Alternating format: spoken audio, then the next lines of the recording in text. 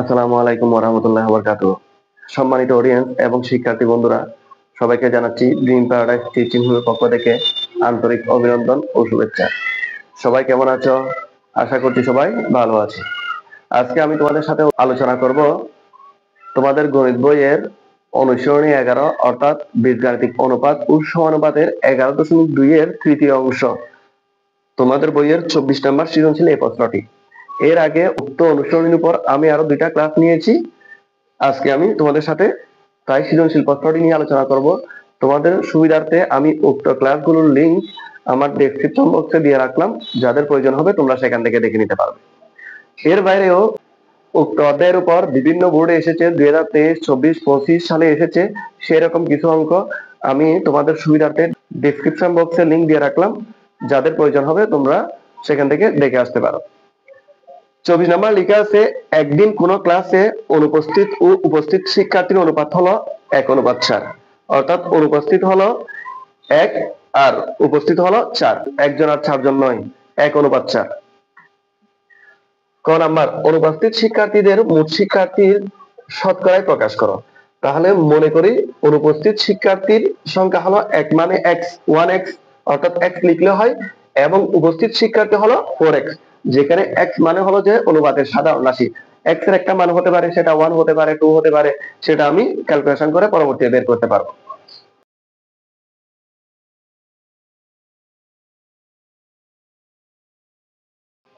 তাহলে এখানে লিখলাম অনুপস্থিত শিক্ষার্থীর সংখ্যা হলো x এবং উপস্থিত শিক্ষার্থীর সংখ্যা হলো 4x। যেহেতু এখানে মোট শিক্ষার্থীর কথা উল্লেখ আছে, মোট শিক্ষার্থীরা বের করতে হবে। মোট শিক্ষার্থী মানে অনুপস্থিত আর উপস্থিত দুইটা মিলে হলো মোট শিক্ষার্থী। সুতরাং মোট শিক্ষার্থী সমান একটা হলো x আর একটা হলো কি 4x। অনুপস্থিত আর উপস্থিত দুইটাই মিলে মোট শিক্ষার্থী হয়, তাহলে হয় 5x। প্রশ্ন হলো অনুপস্থিত শিক্ষার্থীদের মোট শিক্ষার্থীর শতকরা প্রকাশ করো।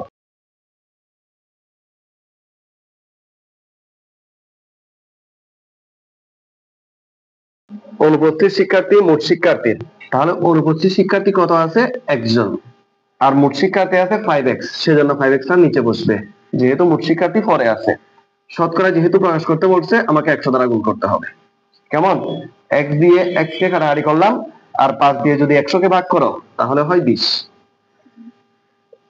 অর্থাৎ অনুপস্থিত শিক্ষার্থী মোট শিক্ষার্থীর কত পার্সেন্ট? 20%। এটাই হবে প্রদত্ত প্রশ্নের অ্যান্সার। এখন খ নাম্বার নিয়ে আলোচনা করব। খ নাম্বারে উল্লেখ আছে 5 জন শিক্ষার্থীর বেশি উপস্থিত হলে। তাহলে আমার অনুপস্থিত ছিল যে x আর উপস্থিত ছিল 4x, অনুপাতের সাধারণ রাশি ধরে। এর মধ্যে যদি 5 জন শিক্ষার্থী বেশি উপস্থিত হয়, তাহলে অনুপস্থিত ও উপস্থিত শিক্ষার্থীর অনুপাত হবে 1:9। মোট শিক্ষার্থী সংখ্যা কত? এখানে অনুপস্থিত শিক্ষার্থীর সংখ্যা ছিল 1 জন, যেহেতু 5 জন উপস্থিত হবে সেজন্য অনুপস্থিত থেকে উপস্থিতটা কি দিতে হবে? বাদ দিতে হবে, অর্থাৎ x - 5 লিখতে হবে। অনুপস্থিত শিক্ষার্থীর সংখ্যা x - 5 জন, তাহলে উপস্থিত কত হবে? উপস্থিত আগে ছিল 4x। 5 জন অনুপস্থিত থেকে উপস্থিত থাকা মানে অনুপস্থিত থেকে 5 জন বাদ যাবে, আবার উপস্থিতের সাথে 5 জন যোগ হবে। যেহেতু আগে 5 জন কম ছিল, সে 5 জন নতুন করে কি হয়েছে? উপস্থিত হয়েছে। সেজন্য উপস্থিত শিক্ষার্থীর সংখ্যা হবে 4x + 5।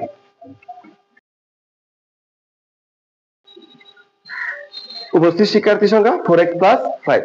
এখন 5 জন যদি বেশি উপস্থিত হয়, সেক্ষেত্রে অনুপস্থিত আর উপস্থিতির অনুপাত হবে 1:9, অর্থাৎ প্রশ্ন মতে x - 5 = 4x + 5 = 1:9।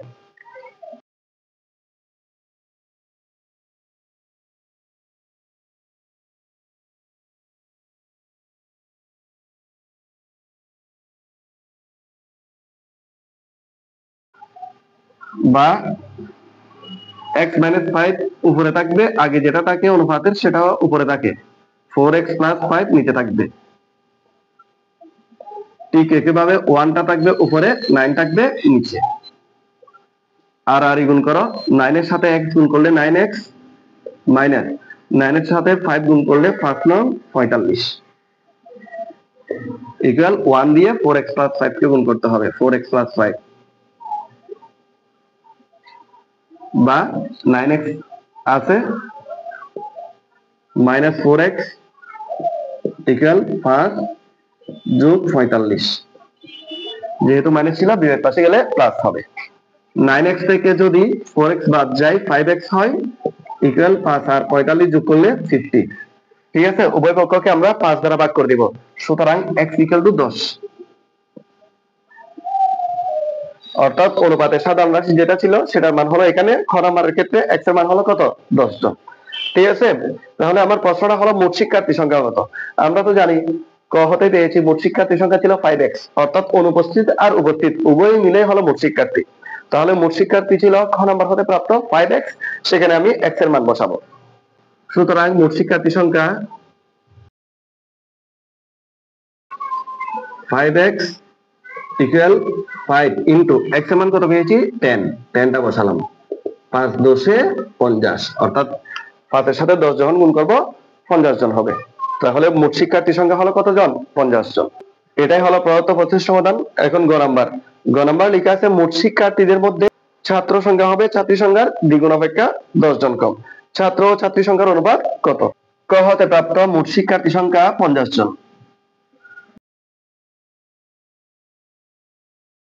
এখন এখানে ছাত্র সংখ্যা হবে ছাত্রী সংখ্যার দ্বিগুণ অপেক্ষা 10 জন কম। ধরি ছাত্রী সংখ্যা y, সুতরাং ছাত্র সংখ্যা হবে ছাত্রী সংখ্যার দ্বিগুণ, অর্থাৎ y এর দ্বিগুণ হলো 2y, y এর দ্বিগুণ অপেক্ষা কত কম, 10 জন কম, -10। কথা বুঝছো? প্রশ্ন হলো যে ছাত্র ও ছাত্রী সংখ্যার অনুপাত কত। যেভাবে হোক না কেন ছাত্র আর ছাত্রী মিলে তো মোট শিক্ষার্থী, অর্থাৎ মোট শিক্ষার্থী কতজন, 50 জন। তাহলে আমি লিখতে পারি এখানে প্রশ্ন মতে এই দুইটার যোগফল, অর্থাৎ y + 2y - 10 = 50,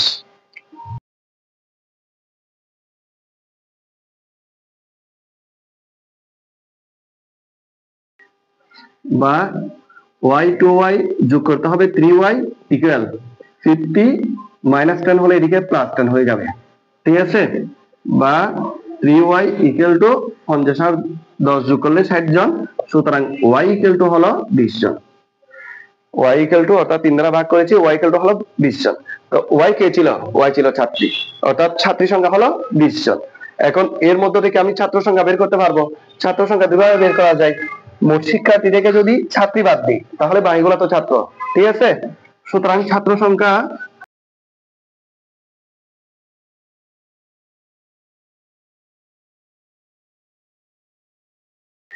মোট শিক্ষার্থী মাইনাস ছাত্রী, 50 থেকে 20 বাদ দিলে আর কত থাকে, 30 জন। এখন আমাকে ছাত্র ও ছাত্রী সংখ্যার অনুপাত বের করতে হবে। সুতরাং ছাত্র ও ছাত্রী সংখ্যার অনুপাত, ছাত্র সংখ্যা ছিল 30 জন অনুপাত ছাত্রী সংখ্যা ছিল 20 জন। এখন উভয় পক্ষ যদি 10 দ্বারা ভাগ করে দিই, 3:2, অর্থাৎ উভয় পক্ষকে 10 দ্বারা ভাগ করেছি, 3 × 30, 10 × 20।